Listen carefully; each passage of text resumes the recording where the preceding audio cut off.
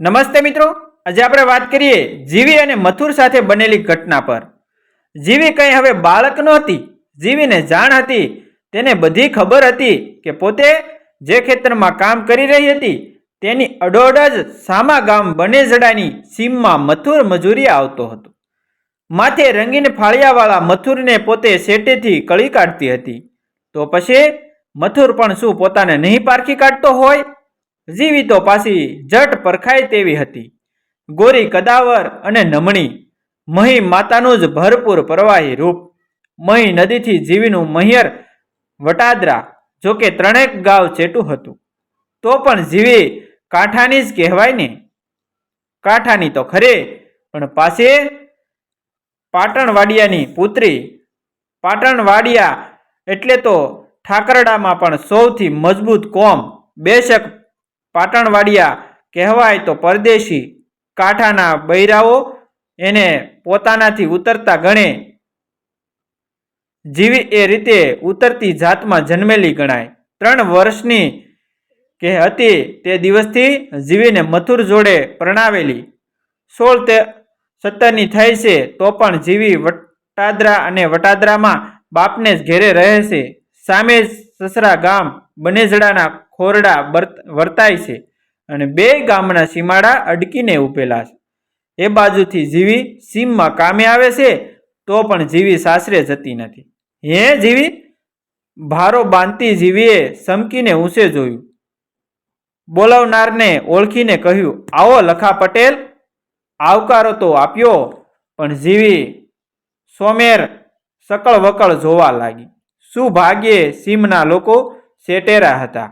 જીવી લખા પટેલ નામે ઓળખાતા સામા ગામ બનેજડાના પાટીદાર યુવાન લક્ષ્મીદાસે કંઈક દીન અને નમ્ર અવાજે પૂછ્યું, તું સમ સાસરે આવતી નથી? જરીવાર તો જીવી અકળાઈ પડી। લખો પટેલ પણ મૂંઝાતો હતો, પણ એણે હામ ભીડીને કહ્યું, મને પૂછવા જ ખાસ મોકલ્યો છે? કોણે? તમારા ભાઈબંધે? સામો પ્રશ્ન કરતા કરતા જીવીનું મોં કાનના મૂળ સુધી લાલસોળ થઈ ગયું। લખા પટેલે ડોકી હલાવીને હા પાડી અને બનજડાની સામી સીમ દ્રષ્ટિ સિંધાડી। મથુર ત્યાં નીસો વળીને દાંતરડી ચલાવી રહેલો દેખાયો। બાજુએ જોતા નહોતો, જાણી બાજુએ ન કદાચ એવું મું જેવી જવાબ ગલી ગઈ। નથી આવવું કહેતી જીવી ઘાસના ભારા ઉપર પગ મૂકીને આ નકણા મણભરી સ્થિતિને ટાળવા મથતી હતી। પણ કારણ તો કંઈ કહીશ ને જીવી? તારા માવતર ના પાડે છે? લો જુઓ તો, માવતર કેવા સારું ના પાડે? લખા પટેલ, એ બાપડા તો રોજ ઝાઝા કરે છે, તો શું તારે નથી જવું? કારણ તો કહીશ ને? મથુરના માવતર ગમતા નથી? શા સારું ના ગમે? જીવીએ ઊંડું થતું ઓઢણું મોંમાં દાંત વચ્ચે પકડ્યું, તો શું મારો ભાઈબંધ નથી ગમતો? એવું તે કાંઈ હોય તો શું કારણ છે? હે લખા પટેલ? જીવીએ કંઈક હિંમતમાં આવીને કહ્યું, તમારા ભાઈબંધને બીજે પ્રણાવી આલો ને।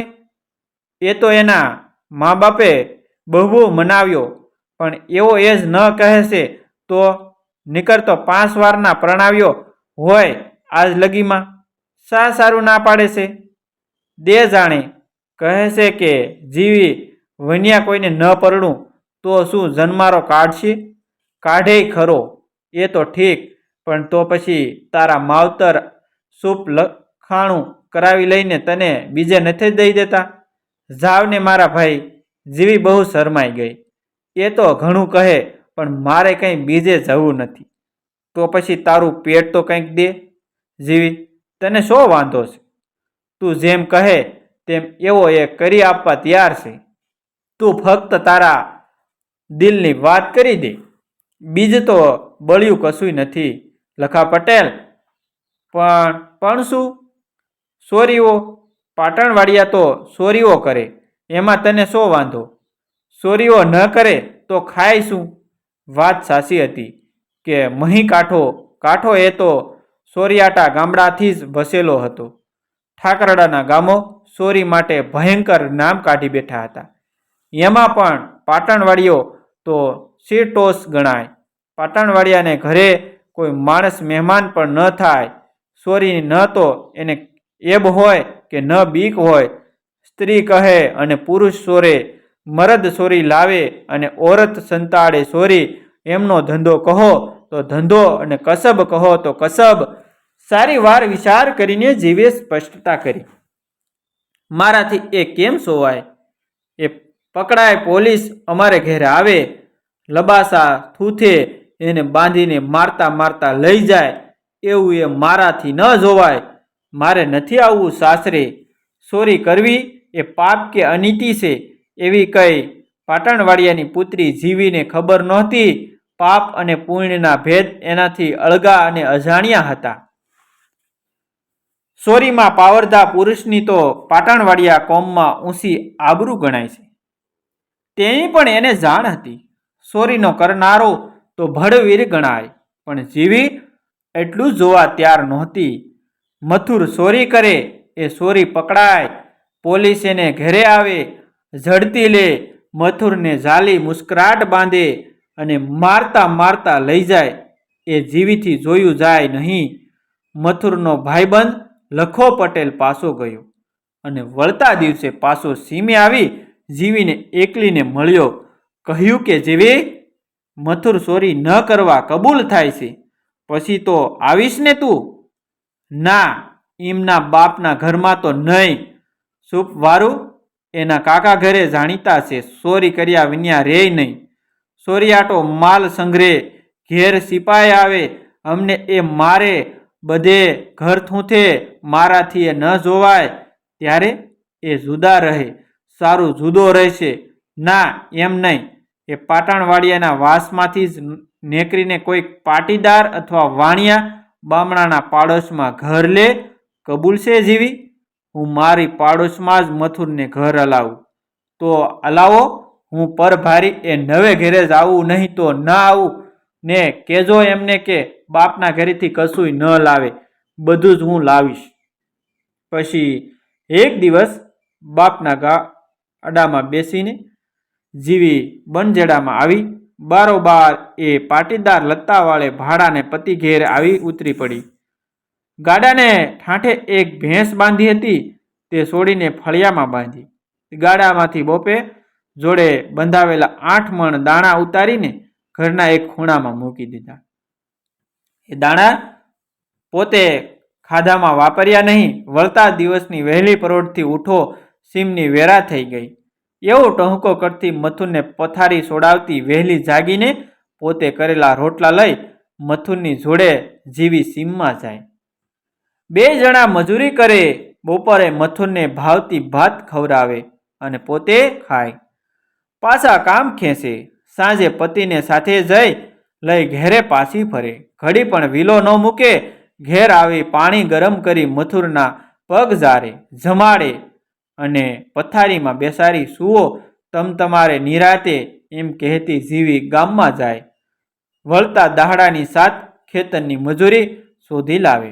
પણ વર વહુની બંનેની જોડે મજૂરી યા મળે ત્યાં જવાનું, જુદા તો પડવાનું જ નહીં. ખેતરની મજૂરી કરતા કરતા બાપે આપેલ ભેંસનું વલોણું કરે અને એનું ઘી વેચી નાણાં કમાય. પણ મથુરને તો બાળકની જેમ લગીરે રેઢો ન મેલે. રખે મથુર જુદો પડી સોરીમાં મન ખુસાડી બેસે તો સોરી પકડાય. ઘેરે પોલીસ આવે, લબાસા સૂથે, મથુરને મારઝૂડ કરે. એ બધું છે દીઠું જાય મૂવું. મોસમ પૂરી થઈ, સીમની મજૂરી બંધ પડી. હવે શું કરવું? સાસરિયાનું કે પિયરિયાનું તો કંઈ સ્વીકારવું જ નથી. એક દાણાનો કણ સુદ્ધા ઘરમાં આણવો નથી. એ કણ ખાધે કદાપી બુદ્ધિમાં સોરી પેસે તો શું થાય?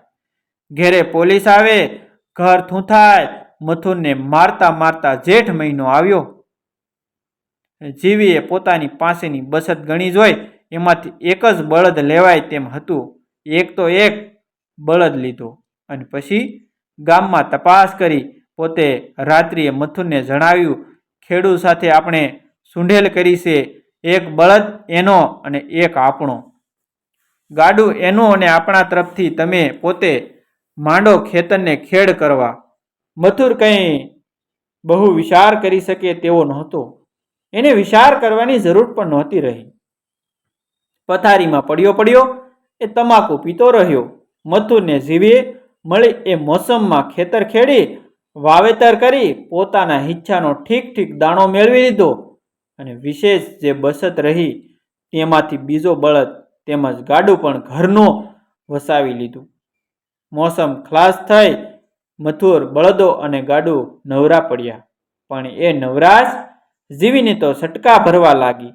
એની નજર સોમેરે ફરી વળી અને નવરાશ વેળાનું સરસ કામ સૂઝી ગયું. પેટલાદ ત્યાંથી 7 ગાંવ થાય. ગામનું હટાણું પેટલાદ રહ્યું એટલે વેપારીઓના ભાડા મળી શકે. પણ મથુરને પેટલાદ એકલો મોકલવામાં હવે કેવું જોખમ કહેવાય એ જીવીએ વિચારી જોયું. મથુર પર આટલા દાડામાં ઠીક વિશ્વાસ બેઠો હતો. જીવીએ નક્કી કરેલા મર્યાદાને મથુરે મૂંગે મોંએ અને આનંદભેરે પાળી બતાવી હતી. ઓહ, જાઉં તો ખરી, પારખું તો લવ, એકલો મેલી તો જોવા દે, જીવ એમ પૂરી રાખીએ શો દાડો મળશે. એને દાસ બનાવવામાં જીવતર ક્યાં રસથી જીવાશે. વિચારીને જીવીએ તે જ રાતે ગામના એક વેપારીનું ભાડું બાંધ્યું અને પછી આવીને મથુરને જાણ કરી. એ તો જીવી કહે તેમ કરવામાં ઊંડો આત્માનંદ અનુભવી રહ્યો છે. એણે હાપ કહી, પણ પેટલાદ જઈ કશું જ બજારું ખાવા પીવાનું નહીં. હા કે જીવીએ શિખામણ ગાંઠે બંધાવી અને રાત જાગી ઢેબરા તળ્યા. વહેલી પરોઢે જીવીએ મથુરને જગાડ્યો. રોટલા ખવડાવ્યા અને ઢેબરા કરી રાખેલા તેનું ભાતું ભેળું બંધાવ્યું અને લ્યો આ સલમ સુકાની પડતલી લેતા જાઓ. ત્યાં કનેથી કશું ન ખરીદતા નહીં કહી ફરી પાછી ગાડી વળાવી પોતે જ બળદ જોતરી દીધા અને મથુર ગાડે સડી ચાલી નીકળ્યો. ત્યારે પોતે ભાગોળ સુધી વળાવવા ગઈ. ભલામણ કરી કે સાસવીને વેળાસર આવજો. સાંજે પાછી પોતે ભાગોળ જઈને ઊભી રહી. ગાડું પેટલાદથી પાછું આવી પહોંચ્યું અને મથુરને જીવીએ સાજો નરવો નિહાળી શ્વાસ હેઠે મૂક્યો. હવે તમારે જઈ પહોંચો ઘેર અને ગરમ પાણી તૈયાર મેલ્યું છે તે નાહી લ્યો. ત્યાં હું ગાડું લઈને આવી સમજો. એ રીતે મથુરને ઘેરે મોકલી પોતે વેપારીની વખારમાં તમામ ભાર ઠાલવી ગાડું હાંકીને પોતાને ફળી આવી. બળદોને બાંધી દઈ સાર નીરી અને નાહી ઉઠેલા મથુરને નિરાતે જમાડી પથારીમાં ઉઘાડી દીધો. પેટલાદના ભાડા તો જીવીને વારંવાર મળતા થયા. દરેક વેપારીને જીવીનું ગાડું ભાડે લઈ જવું ગમતું હતું. ગાડું લઈ ભાડે મોકલવામાં જીવીએ જે ક્રમ પહેલી જ ખેપમાં ધારણ કર્યો હતો તે જ ક્રમ વર્ષો સુધી ચાલુ રહ્યો. મથુરને વહેલો સુવડાવવો, વહેલો જગાડવો, પેટ પૂરણ જમાડવો, ભેળા ઢેબરા બંધાવવા, સલમનો સૂકો ગડગડતું પણ સાથે લઈ આવવા, ભાગોળ સુધી વળાવવા જવું, સાંજે ભાગોળે જઈ વાટ જોવી, થાક્યા પતિને ઝટ ઘેરે પહોંચાડી દઈ વેપારીની વખારે માલ પોતે જ ઉતારવો અને પછી ખાલી ગાડું હાંકી ઘેરે લાવવું. બળદને બાંધી નેરણ પૂર્ણો કરવો, મથુરને ગરમ પાણીએ નવરાવવો, જમાડવો અને સોખી ફૂલ પથારીએ નિરાતે ઊંઘાડવો. સોરી લૂંટો અને ખૂનોના બદલામાં કેક પાટણવાડિયા અને પાટીદારો જાનથી ગયા હતા, જેલમાં ઓરાયા હતા, ધનોત પનોત થઈ ગયા હતા. કેક પાટણવાડિયાઓને ઘેરે રુદન અને અસુધારા ચાલતી હતી. તે વખતે બનેજડા ગામમાં એક મથુરને આંગણે જીવે 8 ભેંસો કરી હતી અને સારોતરની સોના સમી 30 વીઘા જમીન વસાવી લીધી હતી. જીવીને ઉંમરે કદી પણ પીળો ડગલો ડોકાયો નહોતો.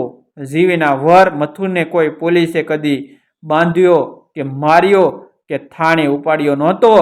જીવીનો મથુર રાતે એને પાણીએ નાહી રોટલા જમી ચોખ્ખી પથારી પર બેઠો બેઠો મોજ કરતો હતો અને જીવીએ મથુરને 4 બાળકોની પ્રભુ ભેટ આપી હતી. જીવી આધેડ થઈ ગઈ હતી. જીવીને ગામ લોકો પાટણવાડિયા પાટીદારો તેમજ લુવાણા તમામ જીબા કહી બોલાવતા અને તેઓ કહેતા કે જીબાને અમે દહાડે કદી ગામમાં દીઠા નથી.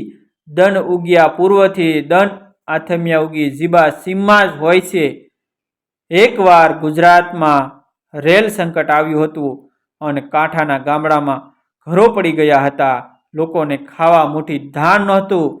તે દિવસોમાં જીવીને આંગણે રવિશંકર મહારાજ આવી ઊભા રહ્યા. જીવી મહારાજને પગે લાગી એ કહેતા હતા કે વટાદરાવાળા મહારાજ જીવીના મહેરના ગામ વટાદરાને મહારાજ પર અતિ પ્રીત હતી. અરે જીબા ઘૂમટો ઢાંકીને પગે લાગી. શેટે ઊભી રહેલ આધેડ વયની જીવીને રવિશંકર મહારાજે કહ્યું, તું તો મારી બૂન કહેવાય, તું હજુય મારી લાજ ઢાંકીશ? તમે તો દાદા માવતર છો. જીવીએ કહ્યું, પણ લાજ રાખી તે રાખી, હવે વળી જતે જન્મારે ક્યાં છોડું? કદાવર ગોરી અને આધેડ જીવી જે લજા પાળતી, તે વડે એ મૂર્તિમંત મહી માતાનો ભાસ કરાવતી. જીબા દાદાએ કહ્યું, દાણા આલીશ? અરે મહારાજ, દાણા ક્યાં છે? મારી કને તે કેટલા હોય? એમ કહેતી જીબાએ મહારાજને પુષ્કળ અનાજ ઘરમાંથી કાઢી આપી. કટોકટીને ટાણે લોકોને બસાવવામાં મૂંગી મદદ કરી. એક દિવસ મથુરનો દેહ પડ્યો. જીવી પોતાના ભીતરમાં કેટલું રડી હશે, કેટલું સંભાળીને આંસુડે ગળી હશે, તે તો કોઈને ખબર નથી. પણ એટલું જાણ્યું છે કે લોકોએ કે જીવીએ મથુર પાછળ કંઈ પુણ્ય કરવાની ઈચ્છા ધરાવી અને ઝાઝી કશી ગતાગમ ન હોવાથી ગામ લોકોએ એને ભેળા કરીને સલાહ દીધી કે જીબા, ગામ લોકોએ સાદો પોતાનો જાણીતો હતો તે માર્ગ બતાવ્યો. પરબડિયામાં આલ્યા અને ગામના પંખીડાની પરબડી પાછળ સકલાની ક્ષણમાં જીબાએ પોતાની સૌથી સારી 4 વીઘા જમીન અર્પણ કરી. આજે એ જીબા જીવે છે. 55 વર્ષની વય છે. ગૌરવર્ણા, રૂપાળા કદવાર અને લજઆળુ જીબા હજુય મોટેરાઓની લાજ ઢાંકે છે. તો મિત્રો, આવા જ નવા જીવન ઉપયોગી, જીવનમાં કંઈક નવું કરવાની પ્રેરણા મળે, શીખવા મળે તેવા વિડીયો જોવા માટે અમારી ચેનલ સાથે બન્યા રહેજો. તેમજ તમારા અન્ય સગા સંબંધી મિત્રો સાથે અમારા વિડીયોને અવશ્ય શેર કરજો. અને અમારી ચેનલને તમે હજી સુધી જો સબસ્ક્રાઈબ ન કરી હોય તો પ્લીઝ એક સબસ્ક્રાઈબ કરી દેજો. થેન્ક યુ મિત્રો. મળીએ છીએ એક નવા વિડીયો સાથે.